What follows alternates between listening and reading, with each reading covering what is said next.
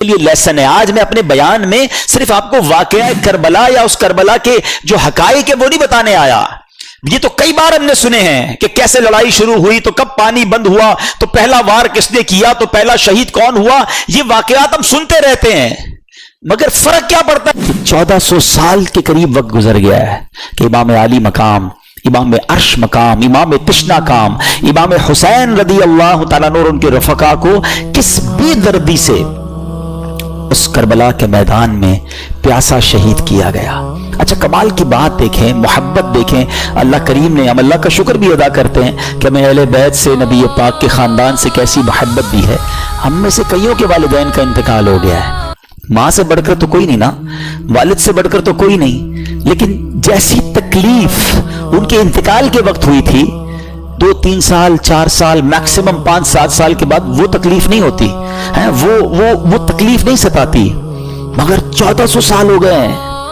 جب بھی کربلا کا واقعہ سنتے ہیں, جب بھی امام حسین اور ان کے خاندان کی مظلومیت سنتے ہیں, تو آنکھوں میں آنسو آ جاتے ہیں, دل تڑپنے لگ جاتا ہے کہ یہ کیا کیا تھا ان لوگوں نے.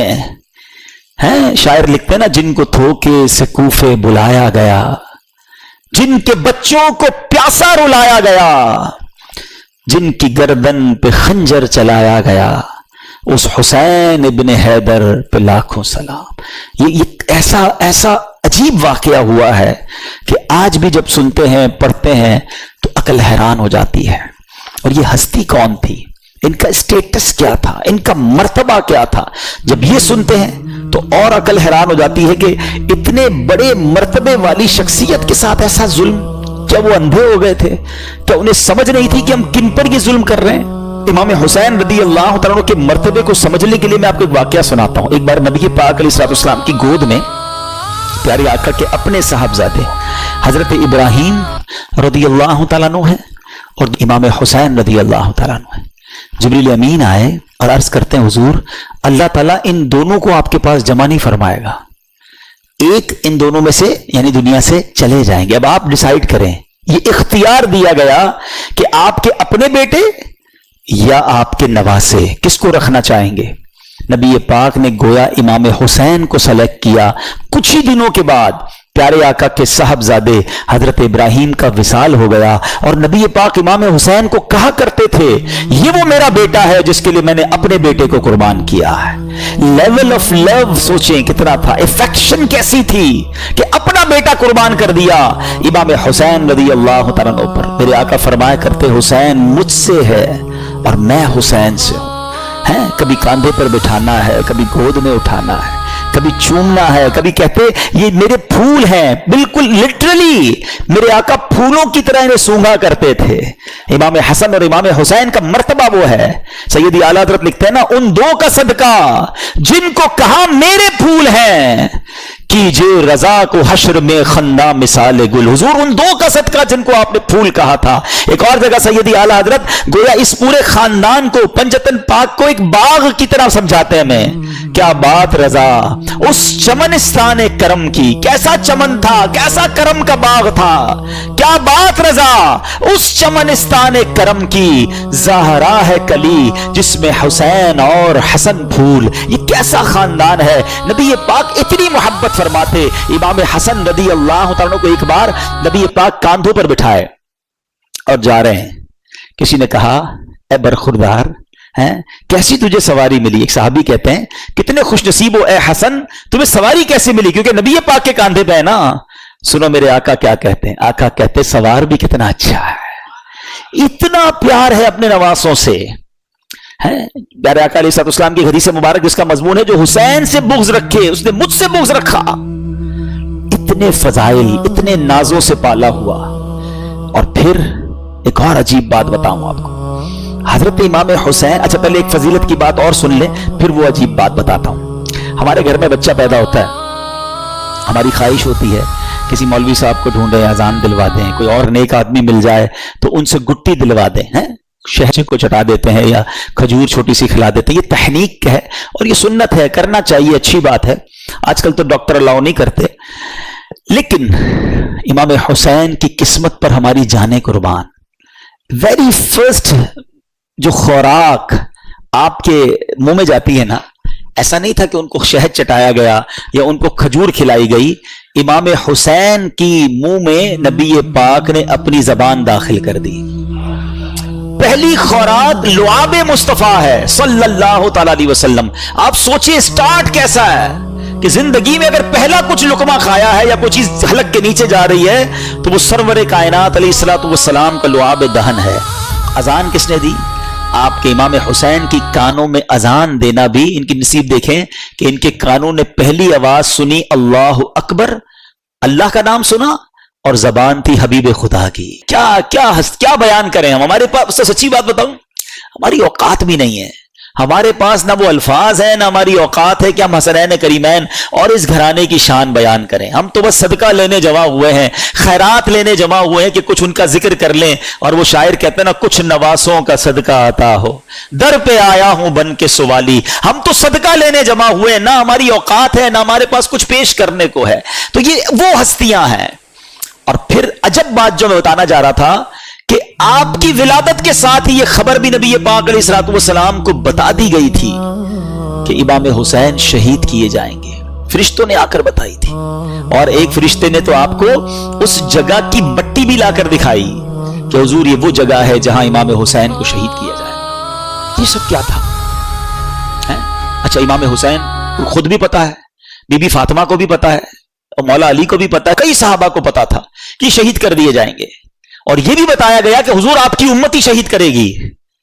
لیکن ایک بڑا جس کو کہنا کہ ریلیونٹ کوسچن پیدا ہوتا ہے کہ پوری لائف میں کہیں پر بی بی فاطمہ نے نبی پاک علیہ الصلوۃ والسلام سے عرض کیا ہو کہ اے بابا جان، آپ حسین سے اتنا پیار کرتے ہیں، میرا بھی لخت جگر ہے، آپ اللہ کی بارگاہ میں دعا کریں یہ جو امتحان آپ نے بتایا آئے گا یہ ٹل جائے، حسین کو شہید نہ کیا جائے، اس کو اتنا ستایا نہ جائے. کبھی مولا علی نے دعا کے لیے نبی پاک سے عرض کیا ہو کہ حضور سارا مدینہ آپ سے دعا کرواتا ہے، اپنی مشکلیں حل کروانے کے لیے آپ اپنے نواسے کے لیے بھی دعا کر دینا. کسی نے دعا نہیں کروائی. What is the reason behind this? یہ بڑا امپورٹنٹ کوسچن ہے اور یہی سمجھنا ضروری ہے. Everybody knows about the incident of Karbala. سب کو معلوم تھا کہ کربلا میں ہونا ہے، کچھ شہید ہونا ہے امام حسین نے، مگر کسی نے دعا نہیں کروائی یا خود کی اس مصیبت کے ٹلنے کے لیے. سبحان اللہ. اس کا مطلب یہ ہوا everybody is prepared for that examination. یہ سب تیار تھے اس امتحان کے لیے، یہ اپنے بچے کو پال رہے تھے شہید ہونے کے لیے. یہ ہے نبی پاک کا گھرانہ.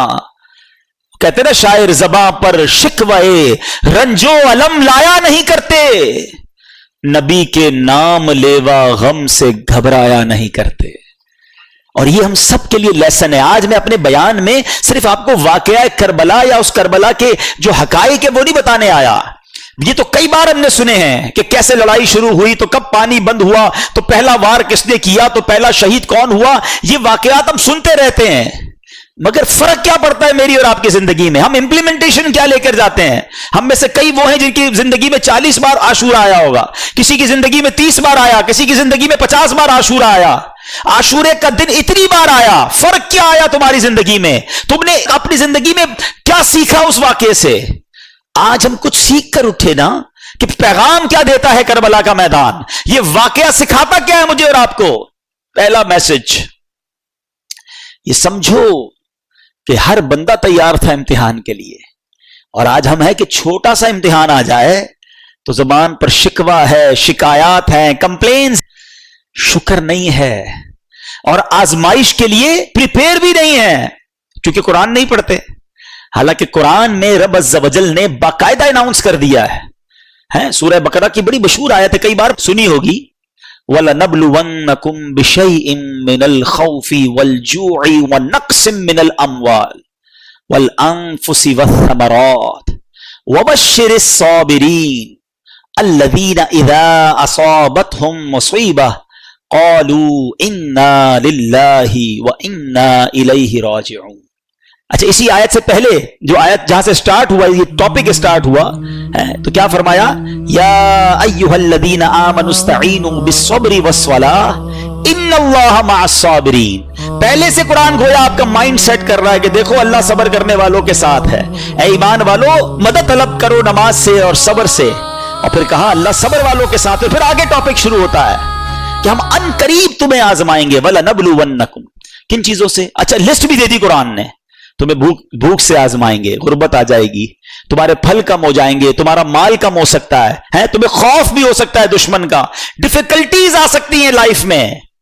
لیکن پھر آگے کیا کہا, وَبَشِّرِ الصَّابِرِينَ, خوشخبری ہے صبر والوں کے لیے. جب ان پر مشکل آتی ہے تو کہتے ہیں ہم اللہ ہی کا مال ہے اور اللہ ہی کی طرف لوٹائے جائیں گے. تو اس کا مطلب یہ ہوا کہ ایسا نہیں ہوگا کہ زندگی میں کبھی مجھ پر اور آپ پر کوئی پرابلم نہیں آئے گی, آ چکی, آگے بھی آئیں گی. لیکن قرآن کہتا ہے خوشخبری ہے صبر والوں کے لیے کہ جب تو کربلا کا میدان, کربلا کا یہ انسیڈنٹ صبر کا درس دیتا ہے. آج سے نیت کریں کہ مشکلوں پر بے صبری نہیں بلکہ صبر کا دامن تھامیں گے, اللہ کی رضا پر راضی رہیں گے. اب آگے چلتے ہیں. یہ کربلا کا جب واقعہ ہوتا ہے تو امام حسین رضی اللہ تعالیٰ کو تو دھوکے سے بلایا گیا نا. آپ تو لڑنے تو گئے نہیں تھے, لڑنے کے لیے کون بچوں کو اور فیملی کو لے کے جاتا ہے؟ آپ کو تو باقاعدہ معزز مہمان کے طور پر بلایا گیا تھا کہ حضور آپ آئیں اور آ کر ہمیں بچائیں, ہم یزید کی بیعت نہیں کرنا چاہتے, ہم آپ کی بیعت کرنا چاہتے ہیں. اور آپ پر چونکہ اتنے خطوط آ گئے, اتنی ریکویسٹ آ گئی کہ شرن آپ پر ضروری ہو گیا کہ اگر آپ نہ جاتے, کچھ لوگ کہتے نہیں جانا چاہیے تھا, اگر امام حسین نہ جاتے تو وہ کوفے والے قیامت کے دن اللہ کی بارگاہ میں عرض کرتے کہ مولا ہم نے تو امام کو بلایا تھا, وہ نہیں آئے, ہم نے مجبوراً یزید کی بیعت کر لی. تو امام پر گویا شرعن لازم ہو چکا تھا کہ آپ ان کی بیعت کر لینے کے لیے, ان کی ہدایت کے لیے, کیونکہ وہ بلا رہے تھے, آپ جاتے. اور آپ نے بہت خوبصورت پلان ترتیب دیا, خطوط آ چکے تھے, ایویڈنسز موجود تھے, مگر آپ نے کراس چیک کرنے کے لیے مسلم بن عقیل رضی اللہ تعالیٰ کو بھیجا کہ آپ جائیے, وہاں جا کر پہلے حالات دیکھیے, پھر آپ بتائیں گے تو ہم آ جائیں گے. حضرت مسلم بن عقیل پہنچتے ہیں, سب لوگوں نے بڑا ویلکم کیا, ہزاروں لوگوں نے آپ کی بیعت کر لی, اور آپ نے خط لکھ دیا امام حسین کو کہ حضور یا تو ایوری تھنگ از اوکے, ہر بندہ آپ کے لیے انتظار میں ہے, آپ آئیے. انفارچونیٹلی دیکھیں کہ خط ادھر پہنچتا ہے, امام حسین ادھر روانہ ہوتے ہیں اور ادھر کوفے والوں نے غداری کی اور وہاں حضرت مسلم بن عقیل سے دھوکہ کیا, آپ کو شہید بھی کر دیا گیا. حضرت مسلم بن عقیل کے بچوں کو بھی شہید کیا گیا, اور حضرت مسلم بن عقیل رضی اللہ عنہ آخری وقت تک کہتے رہے کہ کاش میں وہ خط نہ لکھتا. آج کل کا دور تو تھا نہیں کہ کال کر دی جاتی, کوئی ذرا واٹس ایپ کر دیا جاتا. ایک خط پہنچ چکا تھا امام حسین کے پاس کہ جناب ایوری تھنگ از اوکے, آپ ٹریول کر چکے, اور ادھر حضرت مسلم بن عقیل کو شہید کر دیا گیا. اب آپ جب کربلا کے قریب پہنچتے ہیں اور آپ کو ریزسٹ کیا جاتا ہے, آپ کو انٹرسپٹ کیا جاتا ہے جو یزیدی لشکر تھا. اب یہ لشکر 22,000 کا لشکر ہے. ایک بڑا ریلیونٹ کوسچن ہے کہ 72 لوگ ہیں جن میں بچے بھی ہیں, عورتیں بھی ہیں, ان سے لڑنے کے لیے یا ان کو گرفتار کرنے کے لیے اتنا بڑا لشکر کیوں بھیجا گیا؟ 1000-2000 آدمی بھیج دیے جاتے, کیونکہ یہ تو ویل ایکوپڈ بھی نہیں تھے, کیونکہ یہ جنگی ساز و سامان لے کر بھی نہیں گئے تھے, وہ سارے ایکوپڈ تھے, سارے جناب ساز و سامان کے ساتھ آئے تھے. تو جواب یہ ملتا ہے کہ وہ جانتے تھے کہ ان کی رگوں میں شیر خدا کا خون ہے, یہ اتنا آسانی سے ہاتھ نہیں آئیں گے. اگر یہ لڑنے پر آ گئے تو 2-4 ہزار تو مسئلہ ہی کوئی نہیں ان کے لیے ہے. تو اس لیے خوف کے عالم میں 22,000 کا لشکر بھیجا گیا. یہ کربلا کے اس واقعے سے ایک اور پیغام کیا ملتا ہے؟ پیغام یہ ملتا ہے کہ اس واقعے میں جو امام حسین رضی اللہ تعالیٰ عنہ کے جو قافلے والے تھے, تلواروں کے سائے تھے, دشمنوں کا خوف تھا, مگر سجدے تھے, تلاوت تھی, عبادت تھی, اور ادھر یزیدی لشکر میں ناچ تھے, گانے تھے, رقص و سرور تھا. آج ہم سب غور کریں کہ ہماری زندگی حسینی طریقے پر گزر رہی ہے یا یزیدی طریقے پہ گزر رہی. میں تو پنجتن کا غلام ہوں, بہت شوق سے پڑھتے ہیں. یہ واقعہ کربلا صرف نیاز کھانے کے لیے آیا ہے, یہ صرف نعرے لگانے کے لیے آیا ہے, کچھ سیکھنا نہیں ہے, کچھ عمل نہیں کرنا کہ میں سارا سال یزیدی طریقے پر گزاروں. ان کی راتیں رقص و سرور میں گزری کربلا کے میدان میں بھی, اور ان کی راتیں تلاوت قرآن اور دعاؤں میں گزری. میری اور آپ کی راتیں کیسے گزر رہی ہیں؟ فلموں میں, گانوں میں, میوزک میں, اور کہتے پنجتن کا غلام ہوں. کتنے ایسے ہیں جو عشاء بھی جماعت سے پڑھتے ہیں, فجر بھی نماز پڑھتے ہیں, رات تلاوت کر کے سوتے ہیں, باوضو سوتے ہیں, راتیں فلم دیکھے بغیر نیند نہیں آتی, موبائل ہاتھ میں ہوتا ہے, پتہ نہیں کیا کچھ چل رہا ہوتا ہے, اور کہتے ہیں میں پنجتن کا غلام ہوں. یاد کرو وہ کربلا کا میدان کہ یزیدیوں کی راتیں کیسی گزری اور حسینیوں کی راتیں کیسی گزری. امام حسین کے چاہنے والے کی رات تو سبحان اللہ, میں سو جاؤں یا مصطفیٰ کہتے کہتے, کھلے آنکھ صلی اللہ کہتے کہتے. غور کیجئے, ہم سب نے قیامت کے دن ملاقات کرنی ہے امام حسین سے, کرنی ہے نا انشاءاللہ. ہماری تو تمنا ہے کہ ہمارا حشر ان کے ساتھ ہو, ہم وہیں ان کے پیچھے پیچھے جنت میں جائیں گے. مگر اگر وہاں کوشچن ہو گیا کہ تم کون سے طریقے پر زندگی گزار کر آئے, حسینی یا یزیدی, وی ہیو اینی آنسر؟ یہ غور کرنا ہے. اس کربلا کے واقعے میں دو گروپس تھے, ہمیں ایک گروپ چوز کرنا ہے, اور حقیقتاً ہمیں امام حسین کے گروپ کو چوز کرنا ہے نا, ہمیں انہی کے فٹ اسٹیپ پر چلنا ہے, یزیدیوں کے پیچھے تو نہیں جانا نا. تو یہ غور کریں کہ اعمال ایسے ہیں کہ نہیں. ایک اور بڑی پیاری بات بتاؤں, 72 کربلا والوں میں سے ایک مرد واپس جاتا ہے, وہ ہیں امام زین العابدین عابد بیمار رضی اللہ عنہ. ٹھیک ہے, ادھر ہزاروں واپس جاتے ہیں, یا تو سارے شہید ہو جاتے ہیں نا, ایک ہی واپس جاتا ہے. ایک بڑا ریلیونٹ کوسچن ہے, آپ میں سے بہت سارے دنیا کے کئی ملکوں میں گئے ہیں, کہیں کوئی ایک بندہ آپ کو ملا ہے آج تک جس نے یہ کہا ہو کہ میں اس یزیدی لشکر کی اولاد میں سے ہوں, کہ یار امام حسین سے اور ان کے ساتھیوں سے لڑنے گیا نا, میں ان کی اولاد میں سے ہوں؟ آپ کو ایک نہیں ملا ہوگا ایسا. ہزاروں واپس گئے, ان کی نسل کا, ان کی بات کرنے والا کوئی نہیں ہے. ایک حضرت عابد بیمار واپس آئے ہیں, آج دنیا کے کونے کونے میں آپ کو حسینی سید ملتے ہیں. یہ کیسے ہو گیا؟ ایک مرد واپس آیا اور نسل میں اتنی برکت.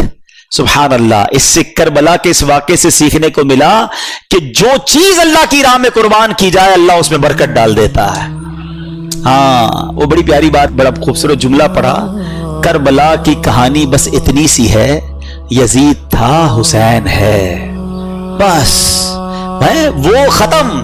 اور امام حسین آج بھی کروڑوں دلوں پر حکومت کرتے. یزید کا نام لینے والا کوئی نہیں, کوئی اپنے بچے کا نام یزید نہیں رکھتا ہے, اور حسین کا نام رکھنے والے اور ان کا نام سر پر عزت کے ساتھ رکھنے والے اربوں, ہر وہ مسلمان نہیں ہے. ہم تو یہ سمجھیں گے وہ کون سا مسلمان ہے جس کے دل میں امام حسین کی محبت نہیں ہے. اس میں امام حسین تو ہمارے ایمان کا حصہ ہے. تو سمجھنے والی بات یہ ہے, سیکھنے والی بات یہ ہے کہ جو چیز, اب ذرا اس بات کو تھوڑی سی باریک بات ہے سمجھیے گا, جو چیز اللہ کی راہ میں قربان کر دی جائے نا, اللہ اس میں برکت ڈال دیتا ہے. اب اس سے آپ اپنی ساری لائف کو ایزیوم کر لیں. اگر آپ چاہتے ہیں کہ آپ کی صحت میں برکت ہو, آپ اپنی باڈی کو, اپنے جسم کو اللہ کی راہ میں استعمال کریں, نماز پڑھیں, دین کے کام میں یوز کریں, اللہ آپ کی صحت میں برکت ڈال دے گا. آپ چاہتے ہیں آپ کی زبان میں برکت ہو, آپ کے الفاظ مؤثر ہو جائیں, اٹریکٹیو ہو جائیں, آپ اپنی گفتگو میں اللہ رسول کا نام لینا شروع کریں, درود پاک پڑھیں, ذکر اللہ کریں, تلاوت قرآن کریں, لوگوں کو اسلام کی نیکی کی دعوت دیں, اللہ آپ کی گفتگو میں برکت ڈال دے گا. آپ چاہتے ہیں آپ کے مال میں برکت ہو جائے, اللہ کی راہ میں مال خرچ کریں, اللہ آپ کے مال میں برکت ڈال دے گا. آپ چاہتے ہیں اللہ آپ کی اولاد میں برکت ڈال دے, آپ اپنی اولاد کو دین کے کاموں کی طرف لگائیں, اللہ اس میں برکت ڈالے گا, ان کے لیے نصیب اچھے کر دے گا. تو کربلا کا یہ پیغام ہے کہ جس چیز میں تم برکت چاہتے ہو اس چیز کو اللہ کی راہ میں قربان کرو, اللہ اس میں اور برکت ڈال دے گا. اب ایک اور میسج کربلا کا, جب امام حسین رضی اللہ تعالیٰ عنہ کو شہید کیا گیا, امام حسین گویا دنیا سے جاتے ہوئے میسج دے گئے کہ ہم تلواروں کے سائے میں بھی سجدے نہیں چھوڑتے. وہاں نمازیں قضا نہیں ہوئی. آج تمام حسینیوں کو, تمام پنجتن کے غلام کو, امام حسین کی نیاز بنانے والوں کو میسج ہے کہ کربلا والوں نے اس میدان میں نماز قضا نہیں کی, اور آج تمہاری پلنگ کے اوپر سوتے ہوئے نماز قضا ہو جاتی ہے. آج تھوڑی سی طبیعت خراب ہے یار, موڈ اچھا نہیں ہے, بس کل پڑھ لوں گا, بس اگلے جمعے سے نہیں چھوڑوں گا, ہماری نماز قضا ہوتی ہے. بتاؤ کیا جواب دو گے قیامت کے دن اگر امام حسین سے ملاقات ہو گئی اور انہوں نے پوچھ لیا کہ ہم نے تو کربلا کے میدان میں بھی نماز قضا نہیں کی اور تم اپنے گھر پہ نماز قضا کرتے تھے اور کہتے تھے میں پنجتن کا غلام ہوں؟ ہوگا کوئی جواب ہمارے پاس؟ آؤ آج کی مبارک رات یہ پکی سچی نیت کر کے جانا ہے کہ ایٹ اینی کاسٹ کچھ بھی ہو جائے آج کے بعد ہماری نماز قضا نہیں ہوگی. اچھا, جب سر انور کو نیزے پر اٹھا لیا گیا نا, ان یزیدیوں نے آپ کے مبارک سر کو نیزے پہ اٹھایا, تو اس وقت اس سر سے بھی تلاوت قرآن کی آواز آ رہی ہے. یہ امام حسین کی کرامت ہے. کیا خوبصورت شاعر امیر اہل سنت کے غالباً شعر آپ فرماتے ہیں, عبادت ہو تو ایسی ہو, تلاوت ہو تو ایسی ہو, سر شبیر تو نیزے پہ بھی قرآن سناتا ہے. یہ بھی پیغام تھا ہمارے امام کا کہ قرآن کتنا اہم ہے. مگر انفارچونیٹلی آج ہماری بہت بڑی تعداد کو صحیح تلفظ کے ساتھ قرآن پڑھنا بھی نہیں آتا. اچھا آتا ہے تو پڑھنے کا ٹائم نہیں ہے. ذرا سوچو کتنا خوف کا وقت ہوگا, کتنا افراتفری کا عالم ہوگا, لاشیں پڑی ہوئی ہیں مگر میرے امام تلاوت کر رہے ہیں, اور ہم اپنے گھر میں ایئر کنڈیشن چل رہا ہوتا ہے پھر بھی تلاوت نہیں کرتے. یہ موبائل ہم سے روز گھنٹوں لے جاتا ہے, سورہ ملک پڑھنے کا ٹائم نہیں ملتا, حالانکہ اسی موبائل میں قرآن بھی ڈاؤن لوڈ ہو سکتا ہے. سورہ یاسین پڑھنے کا ٹائم نہیں ملتا. کئی ایسے حافظ قرآن ہوتے ہیں جو دہراتے نہیں اپنے قرآن کو. اللہ نے اتنی بڑی نعمت دی آپ کو کہ آپ کے سینے میں قرآن محفوظ ہوا, گویا جنت کا آپ کو راستہ ٹھکانہ مل رہا تھا اور آپ نے اسے بھلا دیا. آپ اسے بھی نہیں پڑھتے ہیں. نہ کریں ایسا. حدیث پاک کا مضمون ہے وہ دل ویران ہے جس میں کچھ قرآن نہیں ہے. ہم سب کے لیے کوسچن ہے کہ میرے دل میں کتنا قرآن ہے, میں کتنا روز قرآن پڑھتا ہوں. آؤ پلیز